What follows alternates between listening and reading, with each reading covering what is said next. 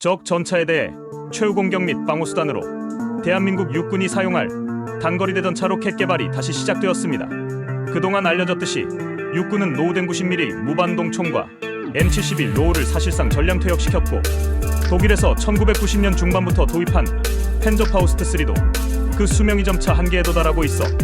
이를 대체하고자 2010년대 초부터 한화를 탐색 개발 업체로 지정하여 대한민국 육군이 사용할 차기 단거리 대전차 로켓을 개발코자 하였습니다.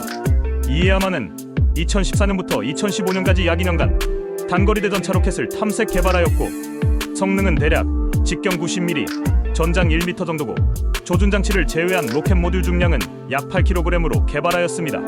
이후 육군은 2015년 8월부터 총 31개의 항목으로 운용 테스트를 실시하였지만,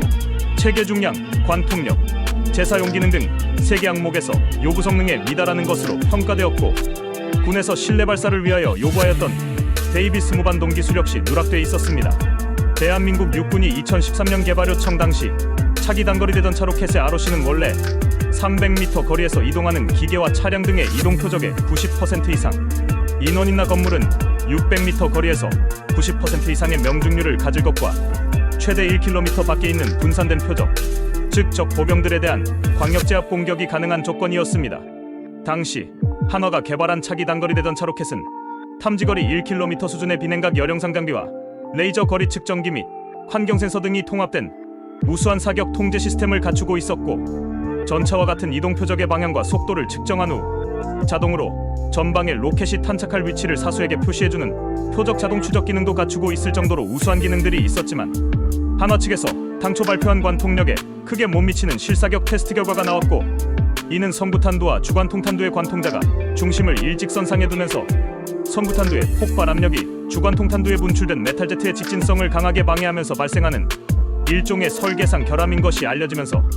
군이 최종적으로 한화의 단거리 대전차 로켓을 채용하지 않게 된 것입니다. 당시 군이 요구했던 ROC가 가벼운 중량의 후방후 폭풍도 없고 높은 관통력을 지니면서 육군의 분대급에 보급될 정도로 많은 수량이므로 가격 또한 저렴해야 하는 지나친 요구라는 얘기까지 나올 정도였습니다. 결국 대한민국 육군은 다시 개발 방안을 정리해 2017년에 개발 사업을 재개하고자 하였지만, 그동안 시간이 흐르면서 바뀐 시대의 흐름에 군은 북한이 더 이상 재래식 무기로 대규모 남침은 불가능하다고 판단하였고, 그 결과 전면 전용도로 개발된 무기는 생산 숫자를 축소하고 점차 게릴라전이나 국지전에 대비하는 구조로 재편하기 시작했습니다. 더욱이 문재인 정부에 들어와서는 북한의 남침을 대비한 것이 아닌 북한 정부가 무너지는 비상 상황 시 대한민국 육군이 북한 영토로 진격해 들어가 북한을 점령하고 관리하는 안정화 작전을 준비하기 시작하였고, 나아가 한국 육군의 병력 인구가 감소하면서 보병분대의 숫자가 기존 10명에서 8명으로 줄어들었고, 부족해진 분대단이 전투력을 메울 대체제가 필요하게 되었습니다. 하지만 당초 계획했던 K11 복합소총은 결함으로 인해 사업이 모두 폐기되었고, 마침 한화가 차기 단거리 대전차 로켓과 동일한 구조지만 대전차용 성형자격탄이 아닌 콘크리트 관통용으로 탄체 안에 열압력 화약을 채워넣은 일명 벙커버스터 모델을 육군에 제안하였지만, 북한의 안정화 작전은 곧 북한군 기갑 차량이나 게릴라를 상대하기 위하여 시가전을 할 수도 있는 상황이었고, 북한 정권 몰락 시 발생할 수 있는 러시아나 중국 같은 주변국의 침략에 대비하여 대전차 저지력 역시 포기할 수 없었기 때문에 어느 정도의 관통력과 시가전에 대비한 데이비스 무반동 기술은 반드시 필요한 기능으로 요구될 수밖에 없었습니다. 다행히 국방과학연구소는 37억 원을 들여 2020년부터 2023년까지 2년간 주탄 두관 통력 극대화를 위한 반응장갑 무력화용 이중 성형자격탄두를 개발 완성하였고, 미 육군의 차기 대전차 로켓으로 국과연이 개발한 기술과 동일한 이중 목적 성형자격탄 기술이 선정되면서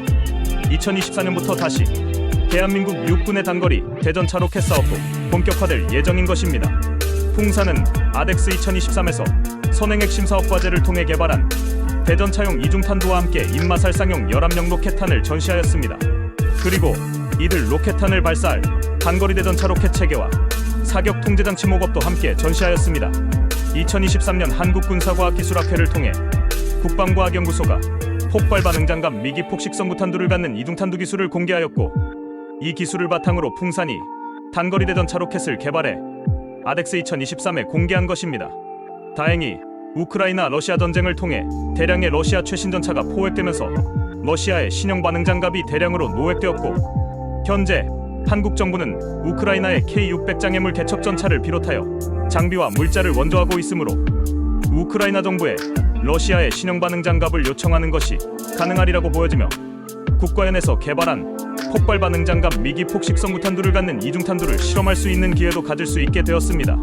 또한 2025년부터 2028년까지 36개월간 21억 원을 들여 폭발형 라이너 재료 개발도 추진 중에 있습니다. 이처럼 현재는 국방과학연구소가 차세대 이중층 라이너의 개발을 주도하고 풍산이 반응장갑 제거용 선부탄두 개발 사업을 시작하면서 풍산의 단거리 대전차 로켓의 관통력이 무려 1100mm급이 될 거라는 얘기까지 들리고 있습니다. 아직 모업 형태만 있고 언제 개발 완료하여 성능 테스트에 들어갈지 구체적인 일정은 밝혀진 바 없지만, 한국형 차기 단거리 대전차 로켓이 하루빨리 개발되어 대한민국 육군의 창급 부대까지 충분히 보급될 수 있기를 바람하지 않습니다. 영상이 재미있으셨으면 구독과 좋아요, 댓글과 알림 설정 부탁드립니다.